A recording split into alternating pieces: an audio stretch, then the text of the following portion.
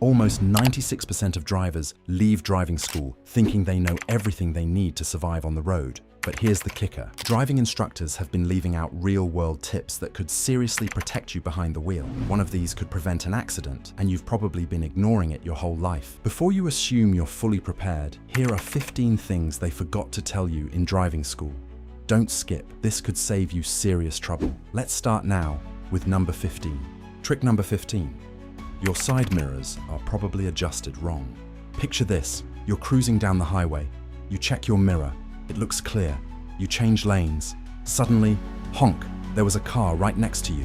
Here's the problem.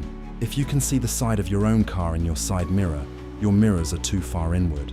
That creates a blind spot big enough to hide a motorcycle or even a compact car. Here's the deal. Adjust your side mirrors outward until you can barely see the edge of your vehicle. When a car leaves your rearview mirror, it should immediately appear in your side mirror and then transition into your peripheral vision as it passes.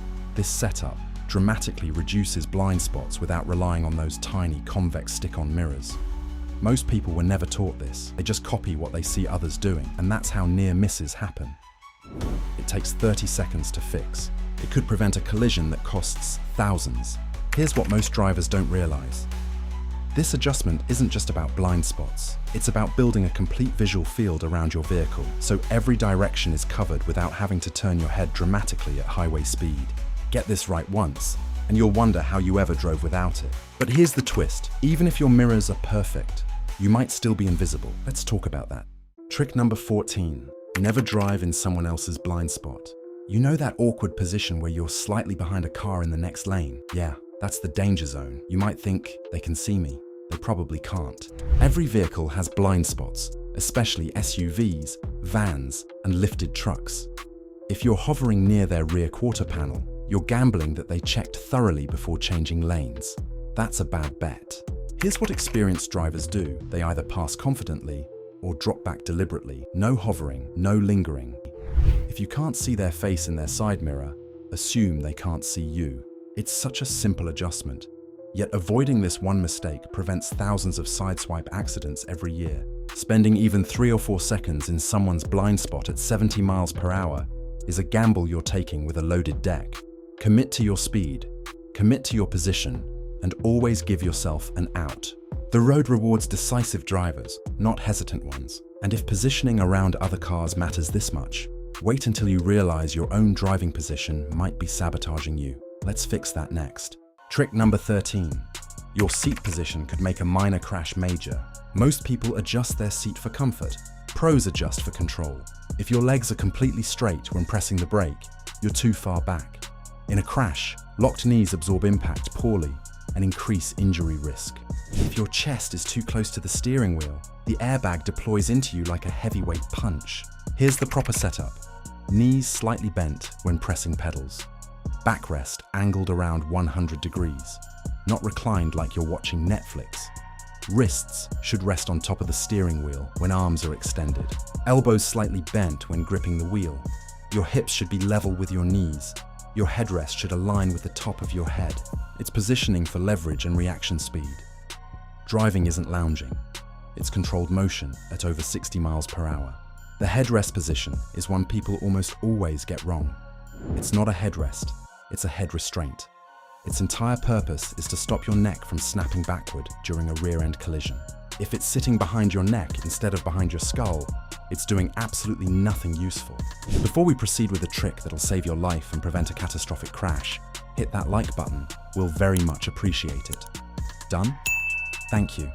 Now here's a trick that'll make driving 10 times safer. Trick number 12. Stop driving one-handed like you're in a car commercial.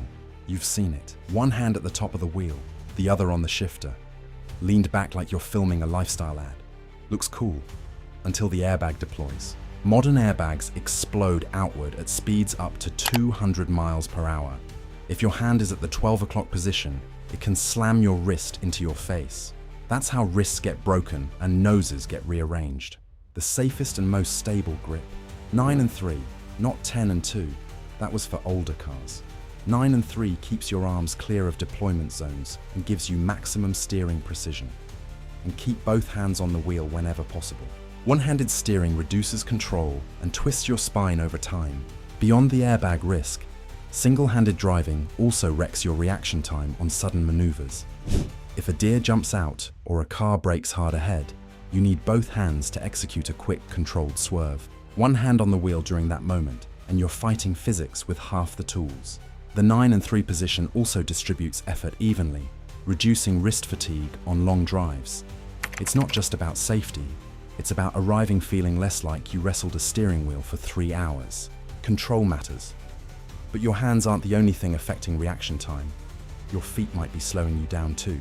Trick number 11. Don't fully lift your foot when switching pedals. This one sounds small. It's not. When you lift your entire foot off the floor to move from gas to brake, you lose precious milliseconds. And in emergency situations, milliseconds matter. Instead, keep your heel planted and pivot your foot between pedals. This reduces movement, improves stability, and speeds up your response time. In panic stops, quicker transitions mean shorter stopping distances. Lifting your whole foot also increases the chance of slipping off the pedal if your shoe is wet or your floor mat shifts. It's a tiny adjustment, but it builds muscle memory that could save your bumper or someone else's. At highway speeds, every 100 milliseconds of reaction time equals roughly 8 feet of additional travel before your brakes even engage. The heel pivot technique eliminates wasted movement and gets your foot to the brake faster every single time. Now let's talk about something even scarier than slow reaction time: water on the road. Trick number 10. After driving through deep water, dry your brakes. You hit a deep puddle. No big deal, right? Actually, kind of a big deal. Water can coat your brake rotors and pads, reducing friction. That means when you press the brake pedal, you may not get full stopping power immediately. And that delay? It can surprise you at the worst possible moment. Here's the pro move. After driving through heavy water, gently press your brakes a few times while continuing forward. The friction generates heat and evaporates moisture from the pads and rotors. Don't slam them, just light controlled pressure. It takes 5 seconds. It could prevent a rear-end collision. Also, slow down before entering deep puddles. Hitting water at high speed can cause hydroplaning, where your tires lose contact with the road entirely. A worn rotor surface doesn't shed water as efficiently, meaning the moisture hangs around longer and the braking fade lasts longer. If your brakes are due for a checkup, this is one more reason not to delay it. Deep enough water can also get sucked into the air intake and hydrolock your engine, which is as expensive as it sounds. When in doubt, find another route. And if you've never experienced hydroplaning before, it feels like steering a sled on ice. Which brings us to something driving school barely prepared you for at all. Up next, the mistake most people make in bad weather that instantly kills traction. Trick number 9. Learn to control a skid before it controls you. Nobody in driving school really lets you feel what losing traction is like. They explain it. They don't simulate it. And the first time most drivers experience a skid, it's in real traffic, at real speed, with real consequences. Here's what they should have drilled into you. If your rear wheels lose traction and the car starts fishtailing, steer gently in the direction you want the front of the car to go. Not the opposite. Not a wild overcorrection. Smooth input. If your front wheels lose traction, what's called understeer, and the car won't turn, ease off the gas. Don't crank the wheel harder. The tires can't turn if they don't have grip. Overcorrecting is what sends cars spinning.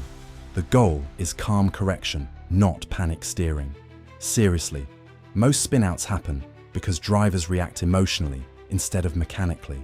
The reason overcorrecting is so dangerous is that it creates a counter-skid on the opposite side, which drivers then overcorrect again. That back and forth cycle builds until the car has rotated completely.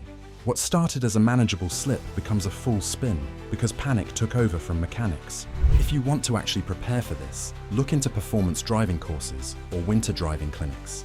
Many are surprisingly affordable, and a single afternoon on a skid pad will do more for your real-world safety than a dozen hours of driving school classroom theory ever could. But traction loss doesn't only happen in snow. Sometimes it happens because of something much more common: rain. Trick number 8. Heavy rain doubles your stopping distance. On a dry road, your tires grip like athletic shoes on pavement. On a wet road, it's more like socks on tile. Water reduces tire contact with the road surface. At highway speeds, even a thin layer can cause hydroplaning, where your tires literally ride on top of water instead of asphalt. And here's what driving school rarely emphasizes. Stopping distance in rain can increase dramatically. That safe following gap you use on dry roads. It's not enough anymore. In wet conditions, increase your following distance to at least 4 to 6 seconds behind the car in front of you. If you can't clearly see their tires touching the road, you're too close. Good luck finding modern brakes that defy physics. There's also a specific danger window that drivers forget about. The first 20 to 30 minutes of rainfall after a dry spell. Oil, rubber residue, and grime that built up on the road surface get lifted by water before eventually being washed away. During that window, roads are at their absolute most slippery, sometimes more dangerous than ice. Tire condition plays a huge role here too. Worn tires with shallow tread depth can barely channel water out from under the contact patch. At 60 miles per hour in heavy rain, a tire with bald tread is practically useless. Check your tread depth regularly. It's not just a safety measure, it's your last line of defense against hydroplaning. And speaking of following distance, let's talk about something most drivers ignore until it's too late. Trick number 7. If the car next to you slows down, you should too. You're driving along, minding your business. Suddenly, the car in the lane next to you slows down for no obvious reason. Most drivers think, weird, and continue at the same speed. Big mistake. That driver might see something you don't, a pedestrian about to cross, debris on the road, or traffic backing up ahead, especially if it's a taller vehicle like an SUV or truck. They have a better view of what's coming. Experienced drivers treat surrounding cars like early warning systems. If one driver brakes unexpectedly, cover your brake pedal. Be ready. You don't have to slam on the brakes. Just prepare. Driving isn't just about what you see. It's about reading the behavior of others. This is called reactive awareness, and elite drivers do it instinctively. They're not just watching the road ahead. They're watching the behavior of every vehicle in their immediate environment and using those cues to predict what's coming before it's visible. It works in parking lots too. If cars are stopping before a crosswalk, there's almost certainly a pedestrian crossing that you can't see yet. If a line of traffic is hesitating before a green light, something unusual is probably happening at the intersection. Trust the behavior of the vehicles around you. They're giving you real-time intelligence for free. And that awareness becomes critical when you're turning left, because this next mistake, it's one of the most dangerous habits on the road. Trick number 6. Never pre-turn your wheels when waiting to turn left. You're at an intersection, waiting to turn left, so you turn your steering wheel in advance. Seems logical, right? Wrong. If someone rear-ends you while your wheels are turned, your car gets pushed directly into oncoming traffic. That's how a small fender bender turns into a head-on collision. Here's the rule. Keep your wheels straight while waiting to turn. Only turn them once you begin moving into the turn. It feels like a tiny detail. It's actually a massive safety difference. This is one of those, why didn't they scream this at us in driving school moments. This exact scenario plays out in intersections every single day. A rear-end collision with straight wheels typically results in property damage and whiplash. The same collision with pre-turned wheels can send the vehicle into oncoming traffic at full speed, turning a minor incident into a catastrophic one. The physics are unforgiving. The habit is easy to break once you're aware of it. Every time you find yourself turning the wheel early, just reset it straight and wait. It might feel slightly uncomfortable at first, but after a week of conscious practice, it becomes automatic. Small habit change, massive safety payoff. And while we're talking about small details that matter, let's talk about something inside your car that most drivers barely use properly. Trick number 5. Your rearview mirror has a secret night mode. Ever been blinded by someone's high beams behind you? Feels like the sun is tailgating you. Most standard rearview mirrors have 2 modes, day and night. That little tab underneath? It changes the mirror angle to reduce glare from headlights behind you. Flip it at night. Flip it back during the day. It's such a simple feature, yet tons of drivers don't even know it exists. Instead, they squint, tilt their head, and suffer. Modern cars are packed with subtle features like this that make driving safer, if you actually use them. The night mode works by flipping the mirror's reflective surface to one with much lower reflectivity. You still see what's behind you, just without the blinding intensity. It's especially crucial on long nighttime highway drives, where a trailing semi's headlights would otherwise make the next 100 miles genuinely miserable. Many newer vehicles have auto-dimming mirrors that handle this automatically using sensors. If yours doesn't auto-dim, get into the habit of flipping that tab every single time you drive after dark. It reduces eye strain, improves your ability to read the road ahead, and keeps your attention where it belongs, forward, not squinting in the mirror. And speaking of subtle features, up next is something so small, yet so useful, you'll start noticing it every time you rent or borrow a car. Trick number 4, that tiny arrow on your gas gauge. It's genius. Ever pulled into a gas station in a rental car, picked a pump, and realized your tank is on the other side? Yeah, we've all done the awkward stretch of shame with the fuel hose. Here's what driving school never bothered mentioning. Look at your fuel gauge. Next to the little gas pump icon is a small arrow. That arrow points to the side of the car where your fuel door is located. Left arrow, fuel doors on the left. Right arrow, you get the idea. It's such a tiny detail, but it saves time, embarrassment, and that slow 3-point turn at the pump while people judge you silently. This feature has been standard on most vehicles since the early 2000s. Yet the majority of drivers have no idea it exists. It's genuinely one of those things that once you see it, you can't unsee it, and you'll check it automatically for the rest of your driving life.